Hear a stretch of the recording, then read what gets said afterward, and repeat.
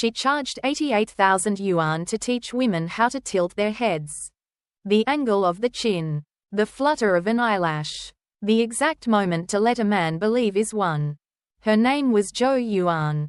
She called herself China's first sex quotient expert.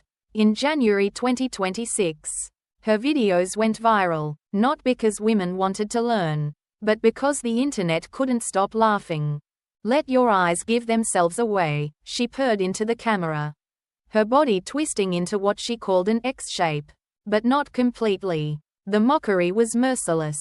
Celebrities joined in. Millions watched and rewatched, creating parodies that spread faster than the original. Within 48 hours, her accounts were banned. Within a week, police opened an investigation. But here's what the laughter drowned out.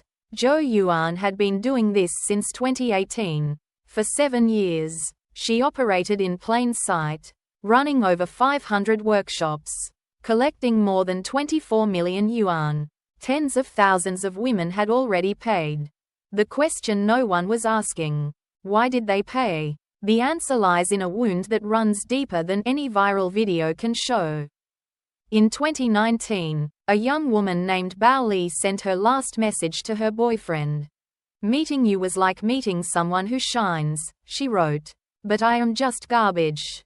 She was a student at Peking University. Brilliant. 20 years old. Hours later, she attempted suicide. She was declared brain dead shortly after. The man she loved had spent months telling her she was worthless because she wasn't a virgin. He demanded she get pregnant and abort the child. As proof of devotion, when she said she wanted to die, he told her she could. 14 billion views. That's how many people read about her story on Weibo before censors erased the hashtag. The boyfriend denied any wrongdoing. He said he didn't know what psychological manipulation meant, but investigators found something else. A thriving underground industry teaching men exactly how to do what he did. They call it PUA, pick-up artistry, but in China, the term has evolved into something darker, a blueprint for control. The courses cost anywhere from a few hundred yuan to tens of thousands. The curriculum is systematic, chapter by chapter. Men learn to manufacture desire, exploit insecurity, and dismantle a woman's sense of self. Chapter 1. The Curiosity Trap. Create a persona. The wounded playboy. The ambitious king. The tortured poet. Make her want to know more.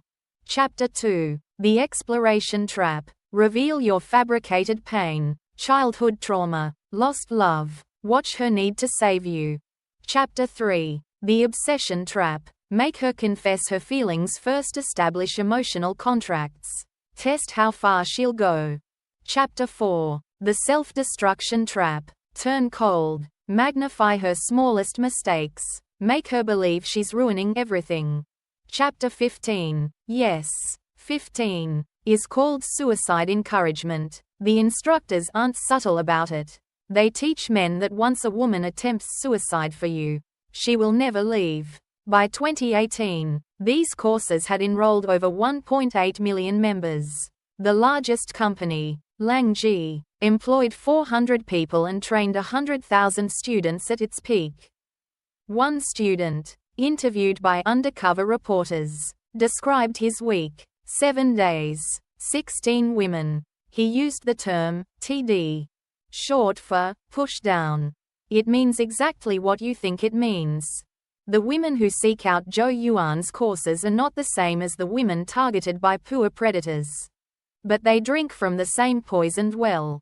Zhou Yuan doesn't teach manipulation. She teaches submission dressed as empowerment. This is about pleasing yourself, she claims, but every technique she demonstrates. The eye contact, the body language, the calculated vulnerability, is designed to attract men. Her former employees described training sessions with content so explicit they blushed. The online clips were just teasers. The real instruction happened behind closed doors, at multi-day retreats costing thousands of yuan. One session: how to use sexuality to keep your husband faithful. Another: how to compete with younger women. Another: How to make him believe he chose you. The China Women's Daily published an editorial calling it self-degradation in the guise of self-improvement. But the customers kept coming. In 2024, Southern Metropolis Daily exposed a similar operation called Chanyu Women's Academy. The playbook was identical. Live stream hosts would share scripted success stories. I left my ex-husband and made 50 million. Then funnel viewers into paid courses. The classes featured explicit demonstrations of how to conquer men through proper sexual techniques. After each session, students were directed to purchase intimate care products for 598 yuan. That same year, another influencer named Quotient taught women that men are channels, emotions are skills, relationships are transactions. She was eventually fined over 7 million yuan for tax evasion. The pattern repeats. The platforms ban accounts. New ones appear. The underlying market never shrinks.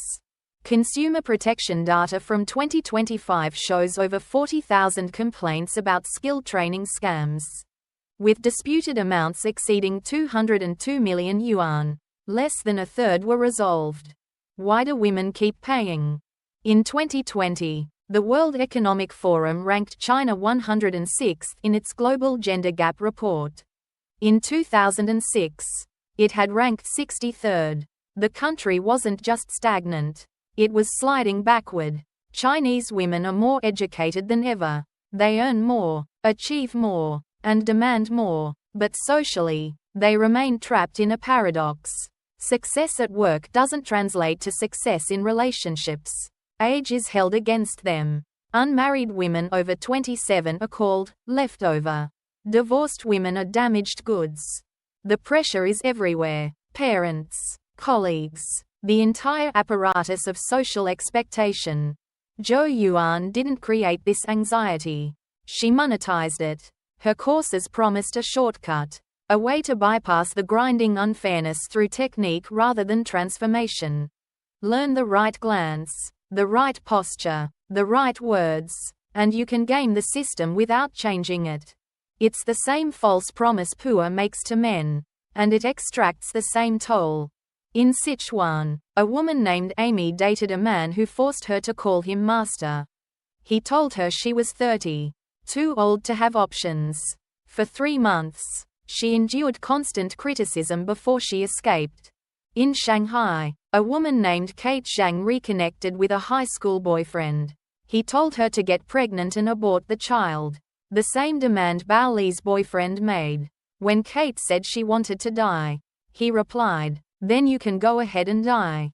Both women are now in therapy. Both say they don't know if they can ever trust men again. The Peking University student, before her attempt, had written to a friend, "When I think about love now, I shudder." Zhou Yuan's accounts were deleted. Her company was ordered to cease operations.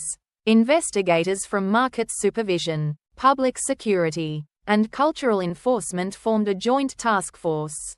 But the demand she served hasn't disappeared. The forums remain active. New instructors emerge. The techniques spread through encrypted groups and private channels.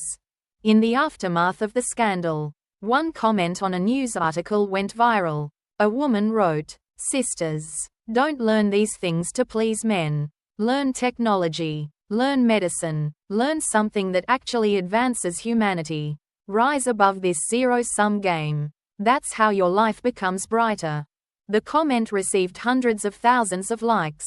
Whether it changed anything is harder to measure. The courses keep running. The students keep enrolling. The wound keeps bleeding. Somewhere in China, right now, a woman is being taught that her value depends on the angle of her chin. Somewhere else, a man is learning how to make her believe it.